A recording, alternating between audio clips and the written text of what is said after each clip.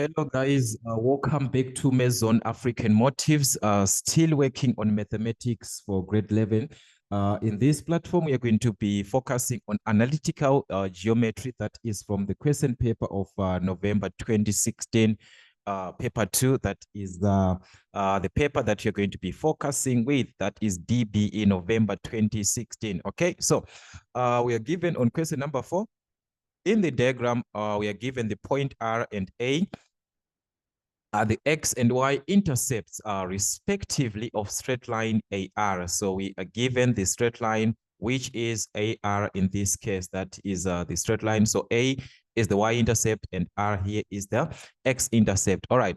Then we are given that the equation of this line AR is minus half x plus 4. Another straight line cuts the y-axis at point P, which is 0, 2, and passes through the point M, which is K0, and N, which is 3, 4. This is the line that we are given, passing through the point P, the point M, and the point N.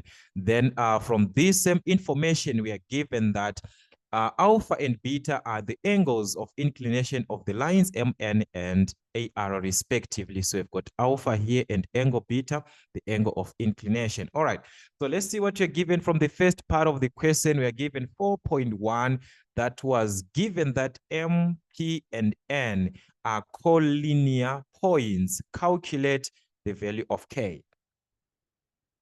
All right, so this is what you're given. You've got 3 marks for that, to find the value of K, given that these 3 points, they are collinear points. Okay, so what do we know about collinear points? This is the question that you're supposed to ask yourself, okay?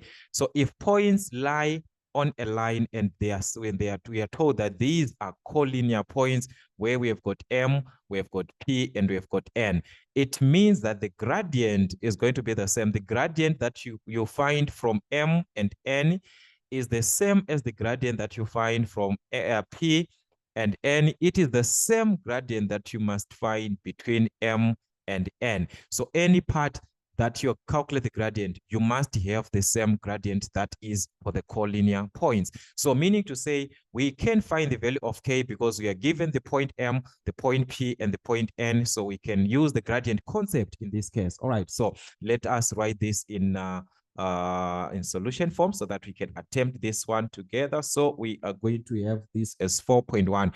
So we said for collinear, we are going to have the same gradient. So we are given the points, remember, that is M, N, and P in this case, M, P, and N. So we've got M, P, and N. I'm going to have my points here, M, P, and N. So the gradient of the given points from any part is going to be the same, meaning to say, if I am to find the gradient from M and P, I'm supposed to have the same answer. The gradient of MP is supposed to be the same as the gradient between P and N. So I can use this concept between line PN. So these two, they have same gradient. So using this information, it can be is going to be important because we have the point M, we have got the point P. So we're going to find the gradient from these 2 points.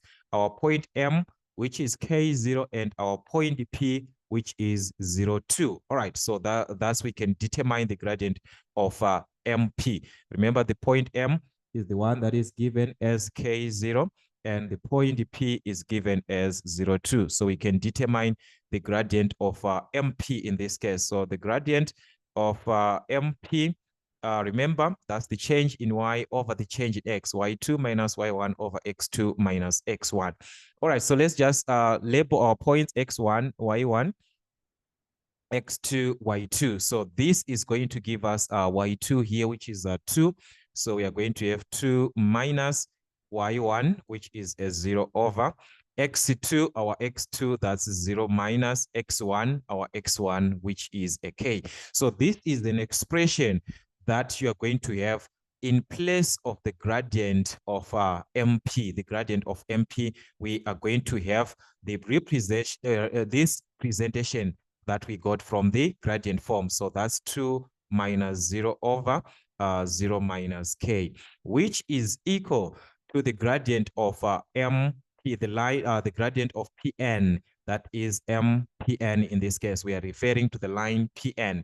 So from P to N, if we are to check here, in this case, we've got the point P, okay, that is point P and point N in this case. We're going to use these 2 points, P02 and N, which is 3, 4. All right, so our point N is 3, 4. So here we have the point P. All we need is the point N, and we are given that the point N from our information, we got that the point N that is 2, that was 2, all right, 3, 4, this one, 3, 4, our point N 3, 4. So we're going to apply or to use the point 3, 4 in this case. All right, so having the point N and the point P, so here we can just remove this part to say we are done with this part. So I'm going to have another point, another condition. Remember, I'm considering Pn. So this is my P, this is my N. So this is going to be my X1, Y1, and this will be my X2, Y2. So that means I can be able to determine the gradient of Pn from the same formula, Y2 minus Y1. That's Y2, which is 4 minus 2. So we're going to have 4 minus 2 over X2 minus X1. That's X2, which is 3 minus 0. So we can actually determine the gradient here using this presentation. So this is the presentation that you're going to have for the gradient of Pn. Pn is going to be 4 minus 2. So that's 4 minus 2 over 3 minus 0, of which you can actually determine this direct on the diagram by just subtracting 4 minus 2, 3 minus 0, like that. All right, so this is what you're going to have. So as you can see, we have formulated an equation in terms of K where we can solve for K. So you can actually solve for K. 2 minus 0 here, that's 2 over 0 minus K, that's a minus K. Just like normal numbers, 0 minus 3 is minus 3. So 0 minus K is going to give us a negative K.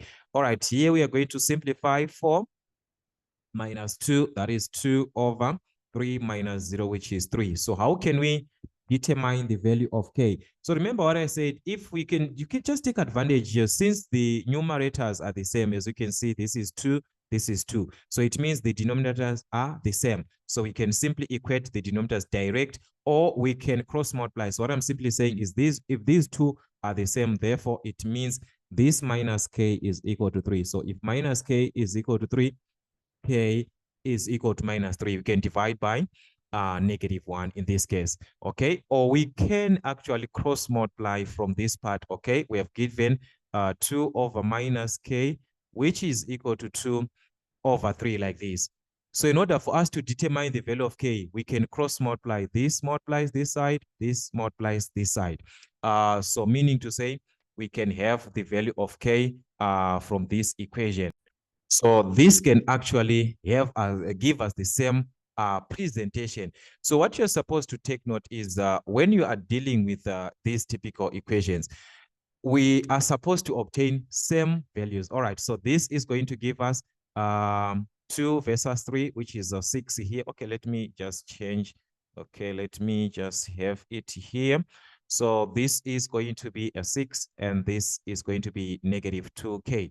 So to determine the value of K, we can divide by negative 2 by negative 2 both sides. So this can give us the value of K. So meaning to say our K is going to be negative 2 into 6, which is negative 3. So therefore, our K is negative 3. All right, so if our K is negative 3, what it means is that this point here, this is where we are given the point M, remember, from our diagram. So it means here we are having our M as negative 3, 0. We are having this, remember. So we can just indicate on our diagram. So that was just 3 marks for that. Okay, 4.2, we are now asked to determine or to find the size of angle theta, the obtuse angle between the two lines. All right, so there is an angle theta, which is the obtuse angle, which is found between the two lines. And here we have our theta on this part. So how can we determine this theta here? All right, so that is the question. If you are to check properly here, we are given the concept where we have got a triangle in this case from M to this point of intersection where there is our theta here, like this, up to point R where there is beta, like this, where we have got angle beta, and we have got our angle alpha, and we have got our angle theta. These angles, they have a relationship that that is formulated from this, where these two, if you add the theta and the alpha, you're supposed to obtain beta, from which concept the exterior angle is equal to the sum of the two opposite interior angles. The opposite interior are these two, alpha and theta. So it means if we add alpha and theta, we must obtain beta, which is the exterior angle in this case. So this is an advantage that we are going to use. Okay, so that's 4.2. I'm going to have it here.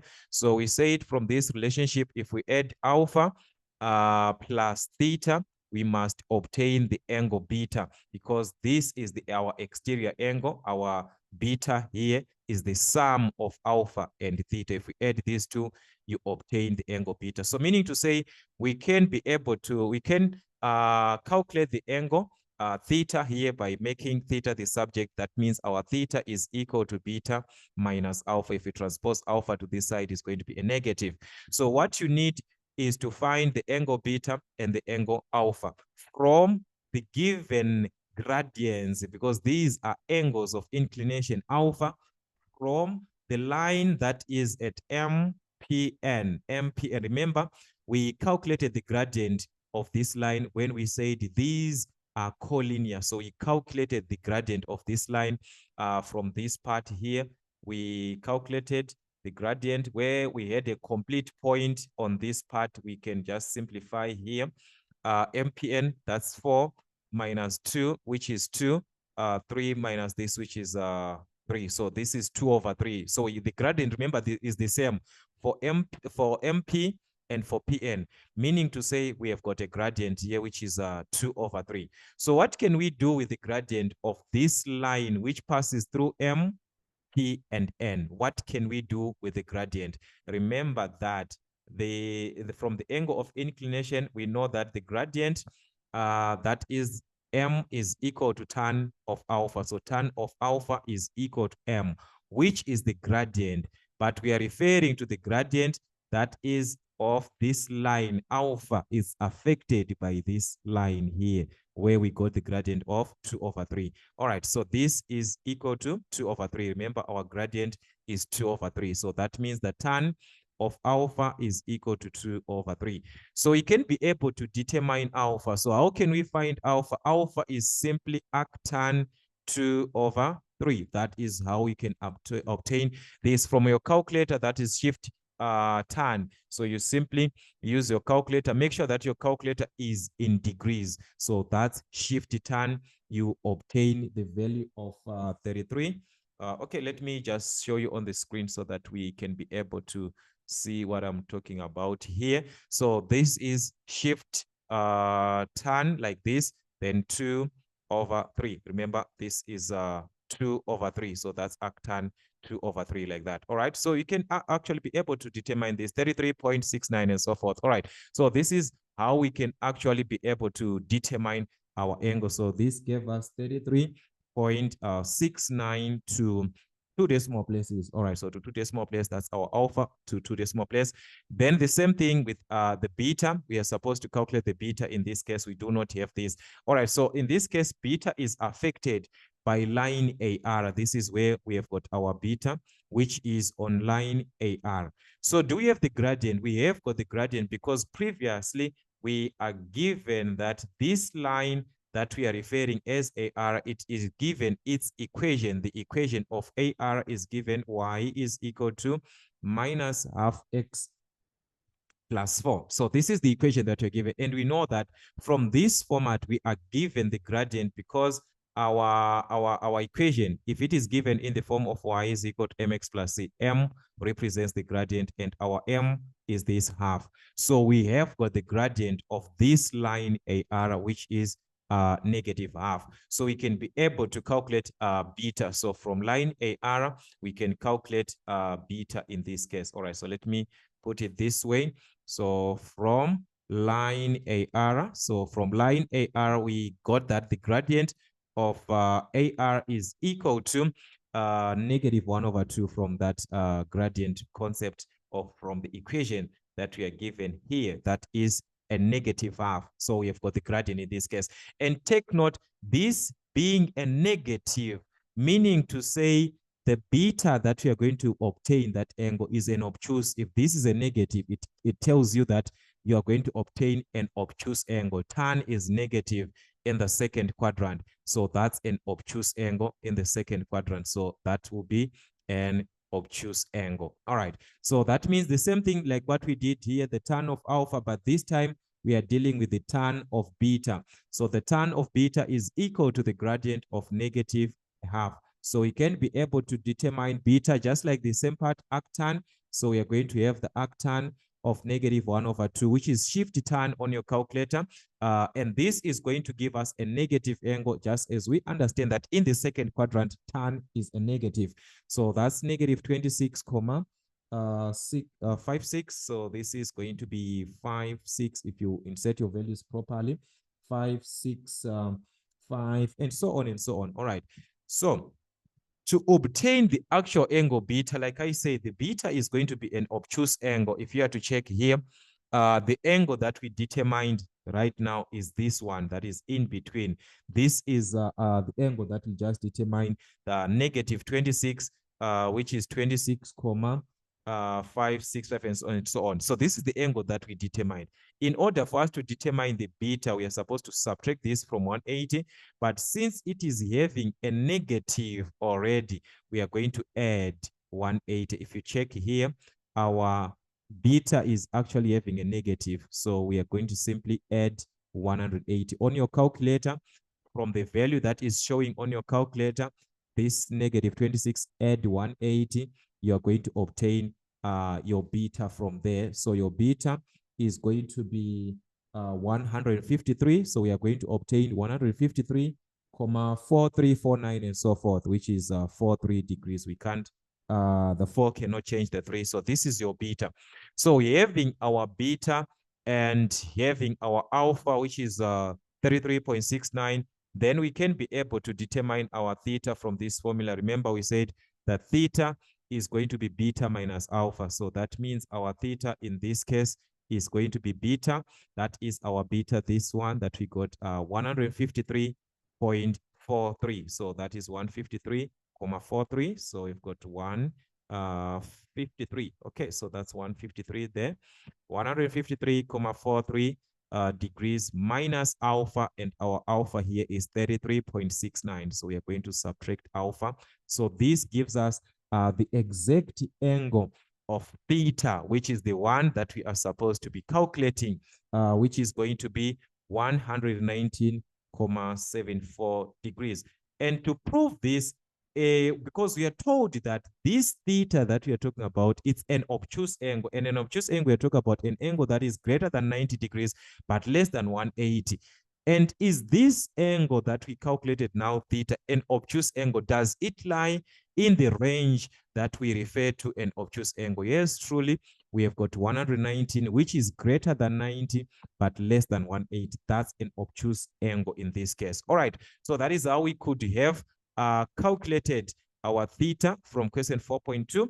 And we move on to 4.3, where we are now asked to calculate the length of line MR. Okay, so that's 4.3 MR. So take note here, we've got our point M before, where we calculated that value of K. So if we substitute the value of K here, that's our point M, which is negative 3. So that's 4.3. So our point M is given as negative 3, 0. And the point R is at this point, and we do not have this point. Okay, but this is a horizontal line. So on a horizontal line, the distance of MR can be given in this format. I want you to take note. The distance or the length MR is going to be, since it is a horizontal line, we talk about the X values in this case. So it is the X value at point R minus the X value at point M. So this can give us the length from M to R. Or we can apply the distance formula. I'm going to talk about the distance formula later on, but this is the formula that you're supposed to use direct. The X value at R minus the X value at M, provided that it's a horizontal line. On a vertical line, you subtract, if this is R, and this is M. So it is going to be the Y value at R minus the Y value at M. That's the distance for a vertical line only when it is a vertical or horizontal. This is a horizontal line, so you talk about X values. So in this case, we have the X value at point M. At point M here, our X value is -3. That's at point M, our X value is -3. But we do not know the X value that is at point R, that is at this point. So where can we obtain this? We are going to use this equation. Since we are given the equation of line AR and R is the x-intercept, this part here indicates or represents the x-intercept. And we know that for each and every point that lies in the x-axis, it lies on a condition that y is always equal to 0. So that means we can be able to determine the value of r in this case if y is equal to 0, because that's an x-intercept. So from the equation that you are given, 0 in place of y is equal to minus half x plus 4. So that is y is equal to, but y is now equal to 0. So you can be able to solve for x. So transpose the half x to the other side. The negative half x is going to be positive half x, which is equal to 4. So to find x, we can simply divide by half since we are multiplying. So we can simply divide by a half. So this is going to cancel, and we obtain the value of x. 4 divided by a half from your calculator, that's 8. So meaning to say we have got the point r here, which is 8, 0. The value of x at this point is 8, y is 0, so that's 0.80. So like I was saying, if you have got the value of x there, you can determine the length, because we are saying the length is simply the distance between the 2 points. So it is the x value at point r here, and at point r the x value is 8. So that's 8 minus the x value at point M, and at point M, our x value is -3. So this can give us the distance from M to R in this case, though. That's 8 minus -3, that's 8 plus 3, which is going to give us 11 units. So this is distance, which is measured in units. Okay, or we could have used the distance formula, because we've got points in, so you can use the distance formula. The point M is -30. We have the point M. The point R is 8, 0. So we can write our points down, then we can determine our distance formula is our distance from the distance formula as usual. Remember, our point M here is -3, 0, and we calculated the point R that was 8, 0 like this. So the distance MR is simply equivalent to the square root of x2 minus x1 squared plus y2 minus y1 squared, which is a formula that you're given in your formula sheet, where this is our x1, y1, the first point, the second point, that's your x2, y2. So we can substitute our values in this case. That's MR is equal to the square root of x2 minus x1, that's 8 minus -3. So take note, there is a minus on the formula, and x1 is also carrying a negative. So it is going to be 8 minus on the formula. Then x1 is carrying a minus. So it is going to be -3 like this, everything squared, of which on your calculator, it must be like this. All right. Plus y2 minus y1. Our y2, that's a 0. So that's 0 minus y1, which is also a 0, and we square this. So this also gives us the length of MR, which is going to give us the same answer of 11 units in this case. All right, so we have determined the length of MR using different concepts, working with the X values or working with the distance formula. We can have the same answer from there. All right, let's check the other part of the question that we are given. Now we are given to calculate the area of triangle MNR, and that is 3 marks for that. So you need to calculate the area of triangle MNR. Okay, so where do we have this triangle M to N to R? So we need from this triangle here, from take note. All right, so take note here, guys. Here, let me just remove some of the information that I do not need here, so that you properly see which part exactly are working with. Okay, I'm gonna just remove this part here. All right, so here I'm going to remove this. I'm going to remove this part. Okay, so if you are to check here, we are told that we are supposed to calculate. Let me calculate my area. Okay, I'm just going to use this part 4.4. So we need to calculate the area of triangle MNR in this case. That is from M. Take note where your M is and your N. This is your N here and our R. So here we are going to join M to N. M to R, N to R like this. This is the one that you're going to have. So it's from M to N, this one from M to N, the one that you are given. Then this one up to R like this. Okay, so this is the part that you're supposed to calculate the area. So if you are to take note from this triangle, we have calculated so far MR, this length is the one that we calculated previously. If you check here from these calculations that we did MR, we calculated its length, that is 11 units. So meaning to say, we have this length here from M to R. We calculated this length from M to R. We've got 11 units. And if you are to check also alpha from that condition where we calculated this theta, we calculated alpha. And alpha was 33.69 degrees. We calculated this alpha. So what you need is this length from N up to M. Once we can have this length, therefore we can calculate the area of the triangle. Since we have got two sides, remember, from a triangle like this, if you are given two sides on a triangle, you can be able to calculate the area, since our area is given as half AB sine of C if it is a non-right angled triangle. So this is a 9 right angle triangle that you're given. So that means we are going to use this information to calculate the area in this case. All right, so like I was saying, we have got, or we need to find MN. This is the only part that is left in order for us to have the balls. We have given 11 this side, we have got the angle, so we are just left with the side. All right, so let us calculate MN. So MN is going to be, we never calculated MN before, so we are going to use our distance formula. Oh, that's x2 minus x1 squared plus y2 minus y1 squared. All right, so this is going to be from our information.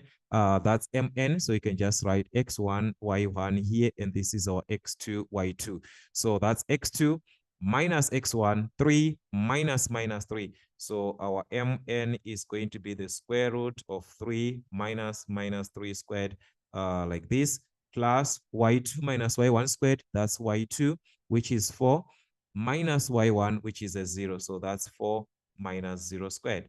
All right, so this gives us the length of MN. Using your calculator properly, this is going to give you 2 square root of 13 units.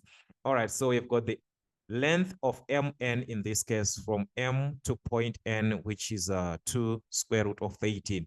So this is where we have got 2 square root of 13.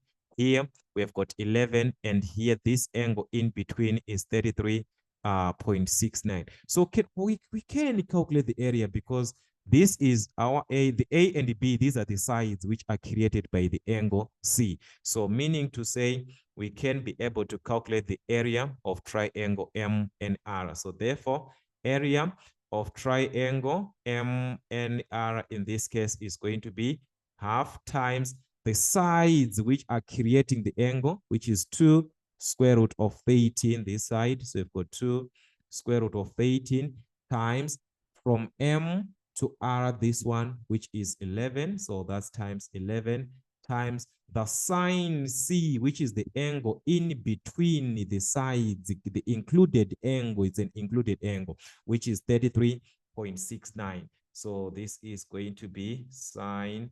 All right, so we are going to multiply to sine C, which is 33.69 degrees, 33.69 degrees. Make sure that your calculator is in degrees. Make sure that your calculator is in degree mode. All right, so this is going to give us 21,99996 and so on. All right, so trying to round off to 2 decimal places, the 9 is going to change this into a 10, and this gives us a 2 here. So this is going to be 22,00, which is 22 square units. Take note, we are talking about area. So area is measured in square units, or you can write in words that is a square units like this, or you can write unit squared, or you can write it as u squared. Still, it's one and the same presentation for square units. All right, so this is how we can calculate area depending with the type of triangle that you're given. Is it a right angle triangle?